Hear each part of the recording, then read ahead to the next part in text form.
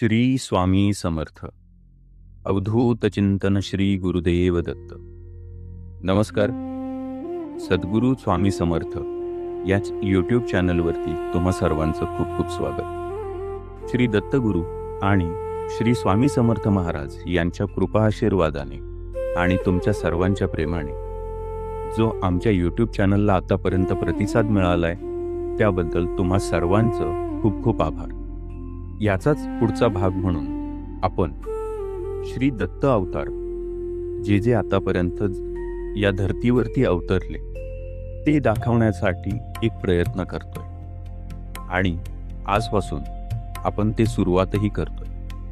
या आपल्या वेबसिरीजचं नाव असणार आहे ब्रह्मांड नायक कथा श्री दत्त अवतारांची. ब्रह्मांडाची उत्पत्ती झाल्यानंतर लगेचच सत्ययुगातील भगवान श्री हरी विष्णूंना घ्यावा लागलेला मृत्यू लोकातील पहिला म्हणजेच पृथ्वीवरील पहिला अवतार जो की मत्स्य अवतार. यानंतर लगेचच पुढे समुद्र मंथनाच्या वेळी भगवंतांनी कूर्म अवतार धारण केला.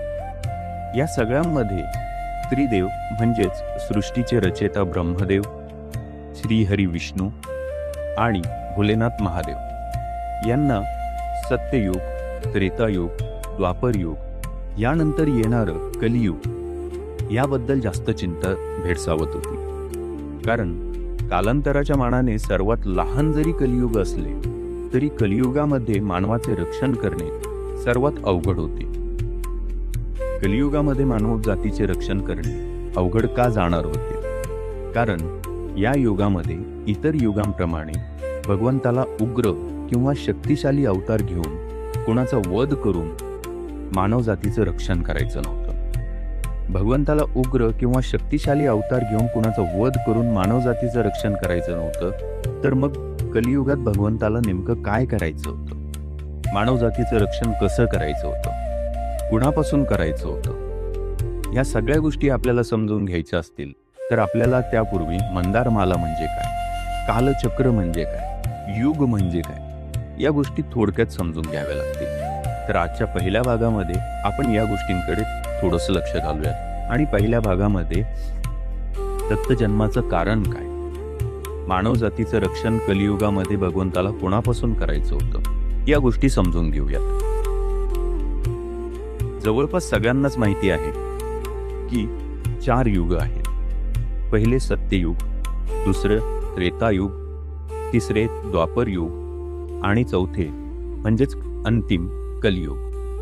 या प्रत्येक युगामध्ये मानवी नैतिकता आणि चेतनेचा ऱ्हास होत होत होत जातो.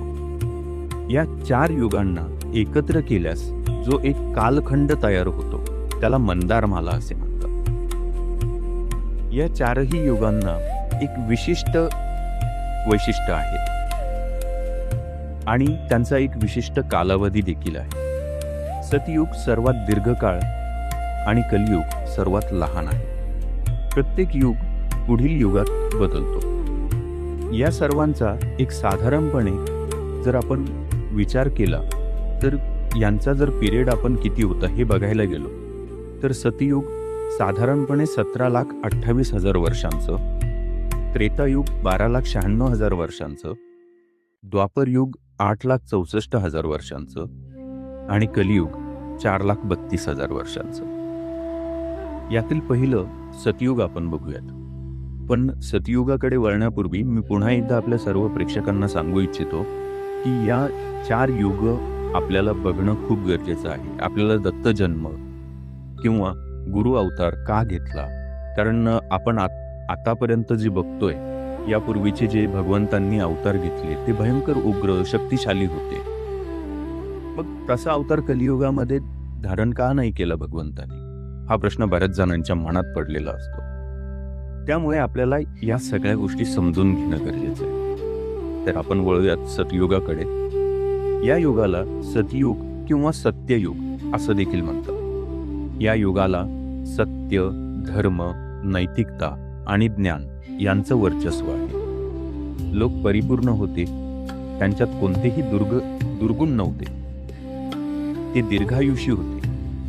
आणि त्यांना कोणत्याही प्रकारच्या रोगाचा सामना करावा लागला नाही. या सतयुगामध्ये भगवान श्री हरी विष्णूंचे पहिले 4 अवतार पृथ्वीवर प्रकट झाले.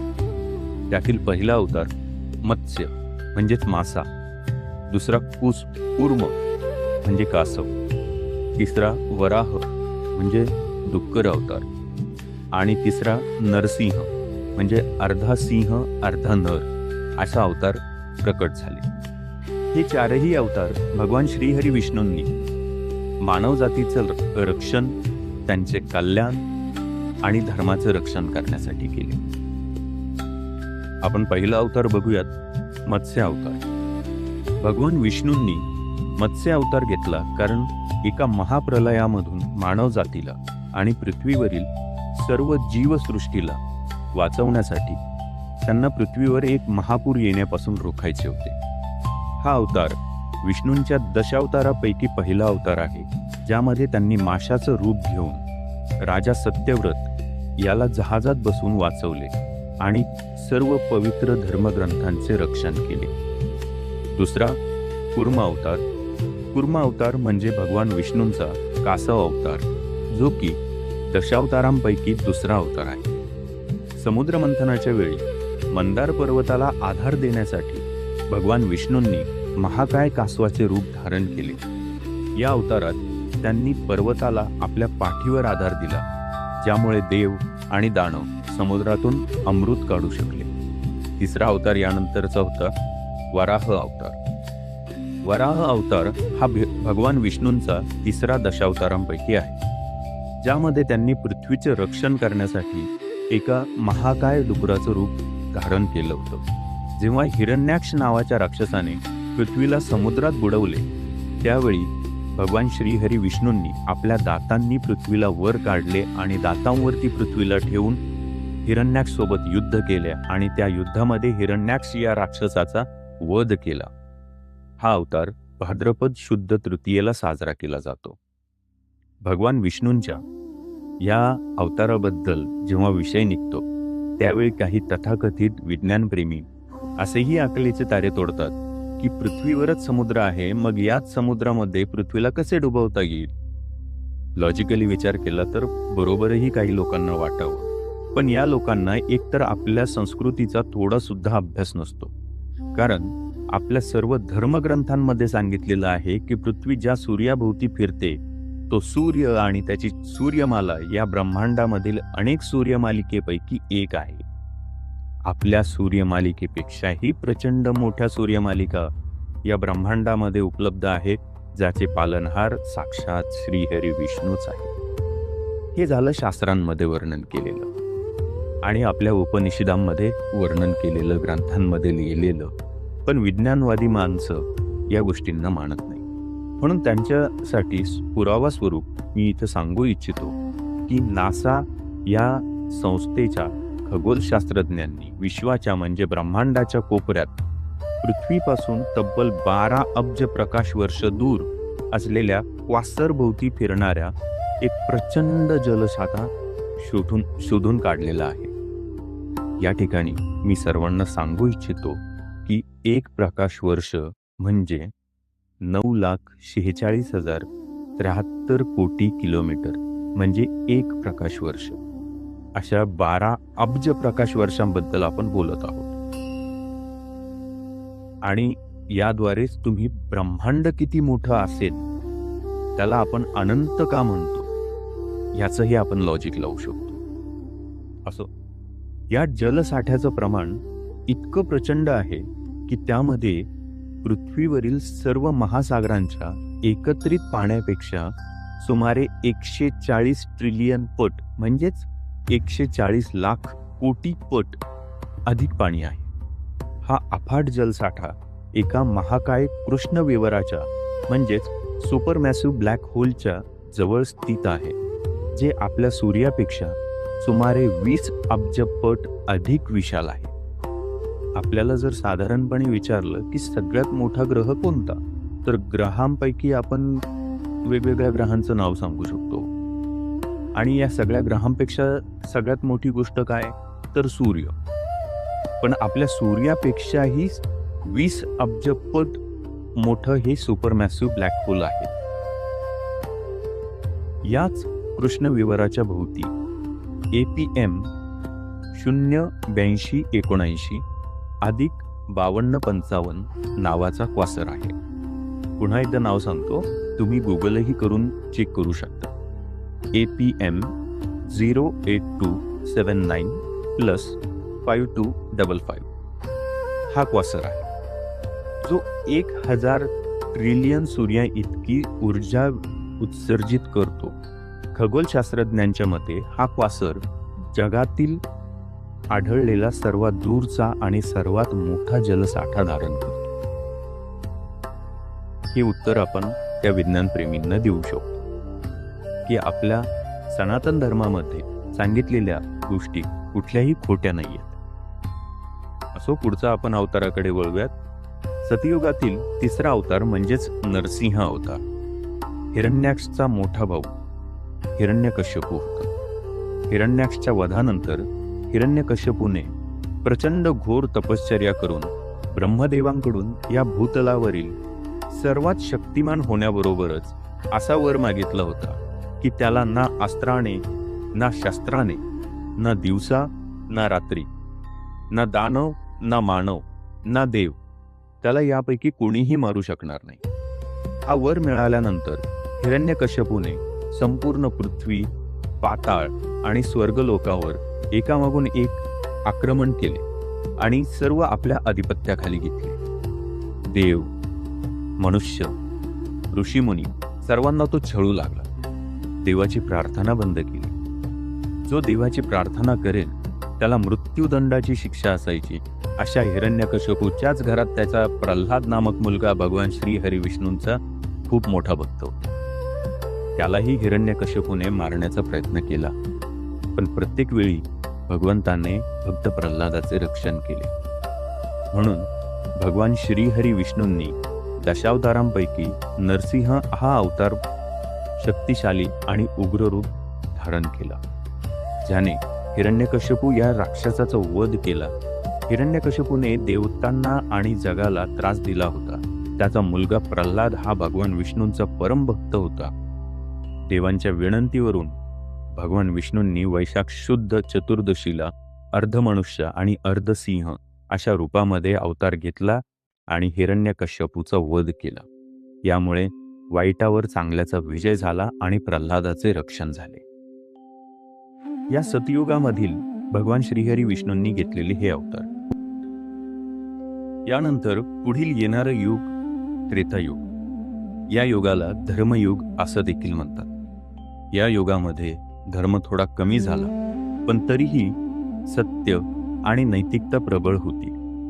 लोक धार्मिक विधींना अनुसरण्यास सुरुवात करतात आणि दानधर्म करतात. या युगामध्ये भगवान श्रीहरी विष्णूंनी घेतलेला पहिला अवतार म्हणजे वामन अवतार.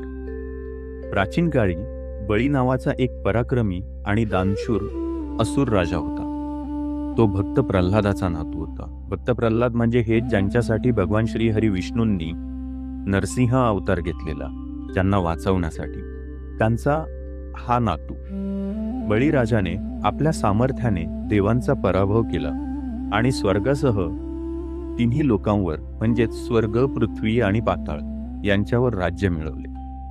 यामुळे देवाचा राजा इंद्र आणि देव भयभीत झाले. त्यांनी भगवान विष्णूंकडे मदत मागितली. देवांच्या विनंतीवरून भगवान विष्णूंनी महर्षी कश्यप आणि त्यांच्या पत्नी आदिती यांच्या पोटी वामन रूपात जन्म घेतला. ते बटू म्हणजेच खुजे ब्राह्मणाच्या रूपात होते. जन्मानंतर ऋषींनी त्यांच्यावर यज्ञोपवीत संस्कार केले आणि विविध भेटवस्तू दिल्या. उदाहरणार्थ मृगचर्म, दंड, कमंडलू या गोष्टी त्यांना भेट म्हणून दिल्या. राजा बळी नर्मदेच्या उत्तर तीरावर आपला शेवटचा म्हणजेच 100वा यज्ञ करत होता, ज्याच्या पूर्णत्वानंतर तो इंद्राचे पद प्राप्त करणार होता. याच वेळी वामन बटू यज्ञाच्या ठिकाणी पोहोचले. बळीराजा आपल्या दानशूर स्वभावानुसार वामनाला काहीही मागण्यास सांगितले. वामनाने राजा बळीकडे केवळ 3 पावलं जमीन मागितली. बळीला वाटले की हा छोटा ब्राह्मण कितीशी जमीन घेणार, म्हणून त्याने ही मागणी हसण्यावारी नेली आणि लगेच मान्य केली. परंतु असुरांचे गुरु शुक्राचार्य यांनी वामनाला ओळखले. हा सामान्य बटू नसून प्रत्यक्ष भगवान विष्णू आहेत हे त्यांनी बळीला सांगितले. त्यांनी बळीला दान देण्यापासून रोखण्याचा प्रयत्न देखील केला, कारण त्यांना माहीत होते की यामुळे असुरांचे राज्य धोक्यात येऊ शकते. मात्र एकदा दिलेले वचन मोडणे हा अधर्म मानणाऱ्या बळीने गुरूंचे म्हणणे अमान्य केले आणि 3 पावले जमीन देण्याचा संकल्प केला. संकल्प पूर्ण होताच वामनाने आपले रूप अवाढव्य म्हणजेच विराट केले आणि ज्यालाच त्रिविक्रम रूप असं देखील म्हणतात. पहिल्या पावलात त्यांनी संपूर्ण पृथ्वी आणि पाताळलोक व्यापले. दुसऱ्या पावलात त्यांनी स्वर्गलोक व्यापला. तिसरे पाऊल ठेवण्यासाठी जागाच उरली नाही. मग वामन अवताराने बळीला विचारले, राजा, तू दिलेल्या वचनानुसार तिसरे पाऊल कुठे ठेवू? सत्यवचनी बळीराजासमोर आता धर्मसंकट उभं राहिलं होतं. शेवटी त्याने आपले वचन पूर्ण करण्यासाठी आपले मस्तक वामनासमोर धरले आणि त्यावर तिसरे पाऊल ठेवण्याची विनंती केली. वामनाने बळीच्या मस्तकावर पाऊल ठेवून त्याला पाताळात पाठवले. या अवताराचा मुख्य उद्देश देवांना त्यांचे हरवलेले अधिकार पर्वत मिळवून देणे आणि विश्वातील संतुलन राखणे हा होता. हा अवतार अहंकार आणि गर्वावर नर्मदेचा विजय देखील दर्शवतो. बळीराजाच्या दानशूरतेमुळे आणि वचनबद्धतेमुळे प्रसन्न होऊन भगवान श्रीहरी विष्णूंनी त्याला पाताळाचा राजा बनवले आणि स्वतः त्याचे द्वारपाल झाले. केरळमध्ये ओणम सण बळीराजाच्या पृथ्वीवरील वार्षिक भेटीच्या स्मृतीप्रित्यर्थ साजरा केला जातो. वामन जयंती भाद्रपद महिन्यातील शुक्ल पक्षाच्या द्वादशी तिथीला साजरी केली जाते. यानंतर पुढील अवतार परशुराम अवतार. प्राचीन काळी पृथ्वीवर हैय वंशातील कार्तवीर्य अर्जुन म्हणजेच सहस्रार्जुन सारख्या अनेक क्षत्रिय राजांनी आपल्या सत्तेचा दुरुपयोग करून सामान्य लोकांवर, स्त्रियांवर आणि ऋषीमुनींच्या आश्रमावर अत्याचार सुरू केले. पृथ्वीवरील हा अधर्म आणि अन्याय नष्ट करण्यासाठी आणि धर्माची पुनर्स्थापना करण्यासाठी भगवान विष्णूंनी परशुरामाच्या रूपात अवतार घेतला.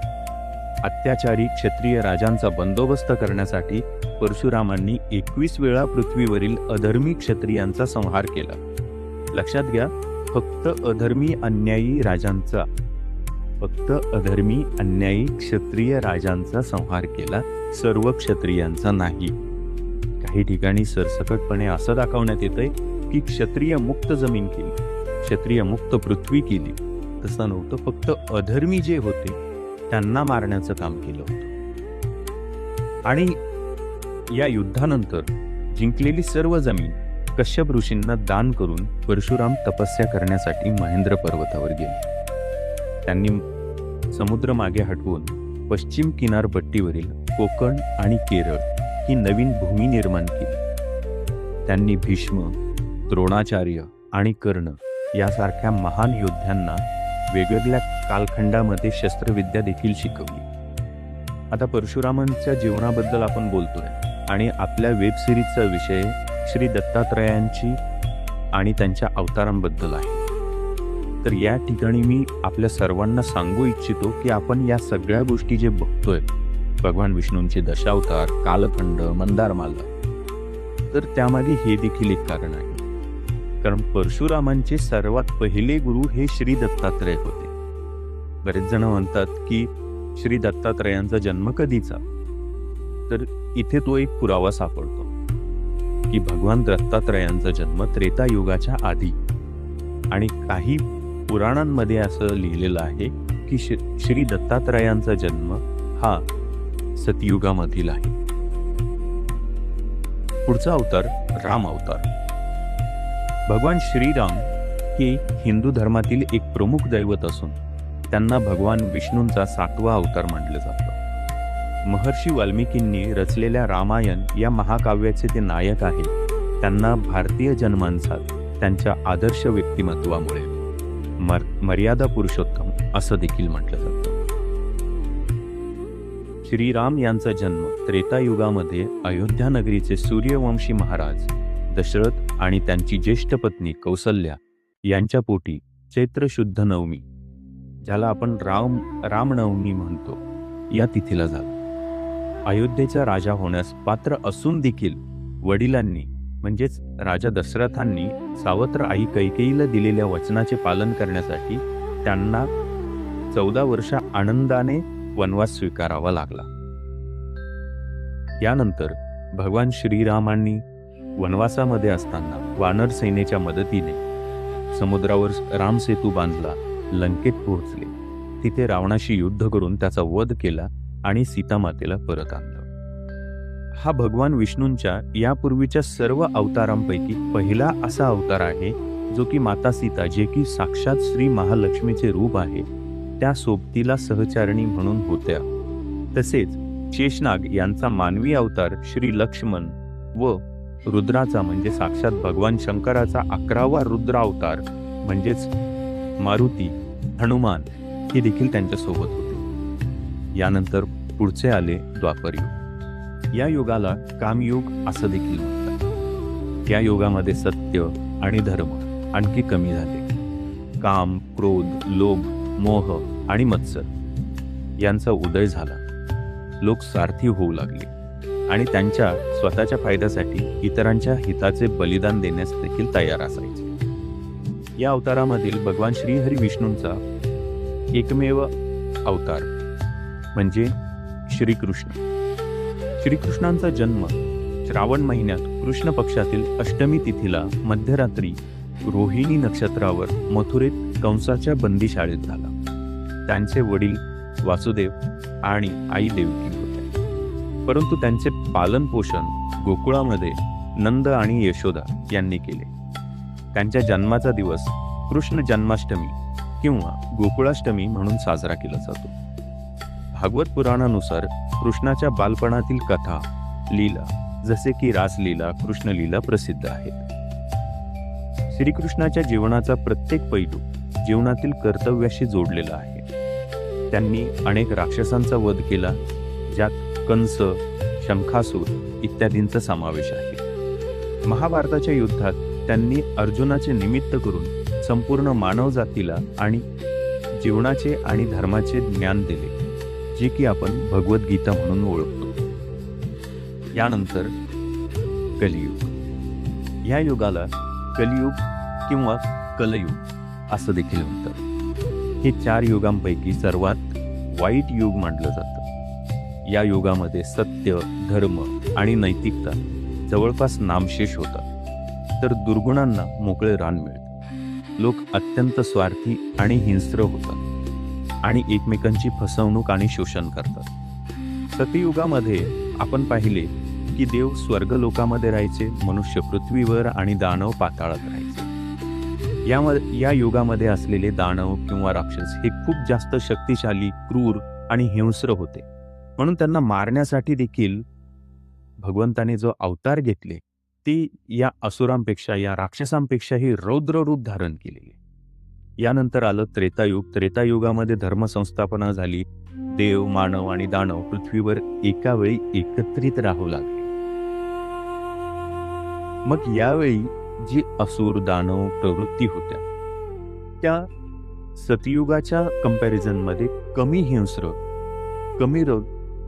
कमी त्रासदायक होते. म्हणून यावेळी भगवंतानी जो अवतार घेतले ते देखील कमी रौद्रता असलेले, म्हणजेच वामन अवतार, परशुराम अवतार किंवा राम अवतार असे अवतार घेतले. याही नंतर आलेल्या द्वापर युगामध्ये देव, मानव आणि दानव एकाच घरात जन्म घेऊ लागले व एकत्र राहू लागले. उदाहरणार्थ भगवान श्रीकृष्ण हे देव, तर कंस राक्षस. दुसरीकडे बघायचं झालं तर भगवान श्रीकृष्ण देव, अर्जुन मानव, तर दुर्योधन दानव. आणि शेवटचे युग म्हणजे कलियुग. या युगामध्ये देव, दानव आणि मानव एकाच शरीरामध्ये आता राहू लागले. आता या युगातला राक्षस कसा मारायचा, म्हणूनच ब्रह्मदेव, भगवान श्रीहरी विष्णू आणि भोलेनाथ महादेव यांनी एकत्र येऊन श्री दत्तात्रय अवतार धारण करण्याचे ठरवले. आपल्याला कलियुगामध्ये इतर युगांमधले जे देवतांचे अवतार होते त्यामध्ये जसा देवतांनी संहार केला तो आता कलियुगात का नाही करू शकत, त्याचं कारण जाणून घेण्यासाठी आपल्याला ही संपूर्ण युगांची एक चक्कर घ्यावी लागली.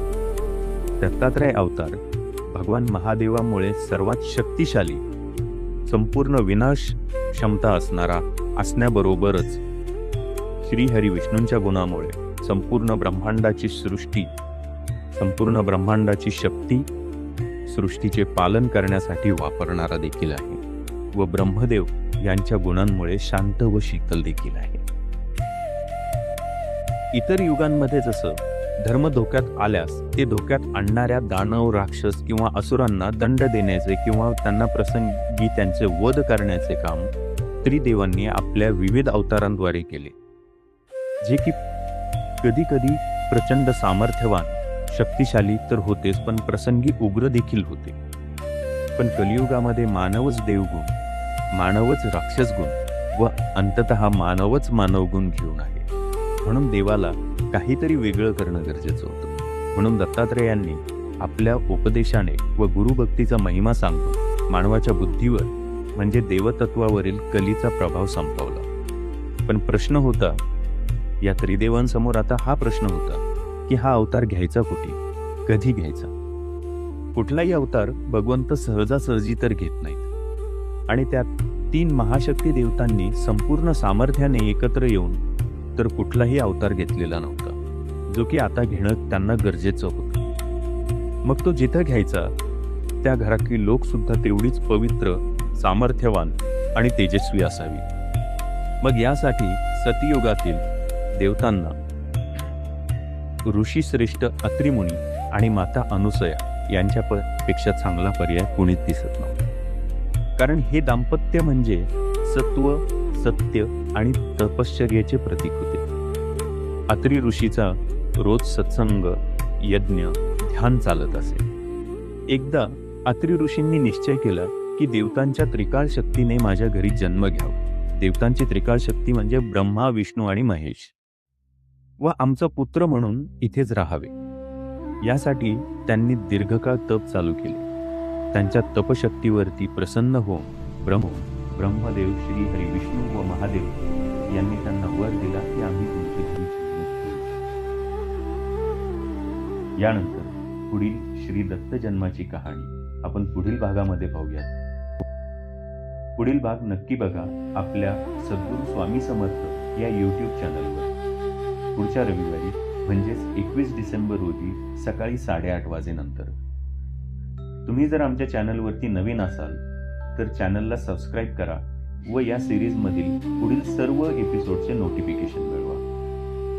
आमच्या चॅनलवर या व्यतिरिक्त तुम्हाला श्री स्वामी समर्थ महाराज, श्री गुरुदेव दत्त यांचे जे तीर्थक्षेत्र आहेत तेथील लाईव्ह दर्शन व त्यांच्या अवतारांबद्दल पॉडकास्ट देखील बघायला मिळतील. तर भेटूया पुढील भागामध्ये. तोपर्यंत अवधूत चिंतन. श्री गुरुदेव दत्त. श्री स्वामी समर्थ.